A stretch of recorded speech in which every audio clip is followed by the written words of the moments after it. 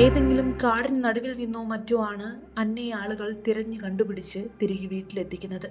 അന്നയുടെ സ്വഭാവത്തിലെ മാറ്റം അവളുടെ മാതാപിതാക്കളെ ദുഃഖത്തിലാഴ്ത്തി. അന്നയുടെ മൊബൈൽ ഫോണിൽ നിന്നുമുള്ള സന്ദേശങ്ങൾ വഴി കാര്യങ്ങൾ മനസ്സിലാക്കിയ അവളുടെ പപ്പ അവൾക്ക് ഫോൺ പിന്നീട് നൽകിയില്ല. എന്നാൽ അന്നയ്ക്ക് പുതിയ ഫോൺ വാങ്ങി നൽകാനും ആളുകളുണ്ടായിരുന്നു.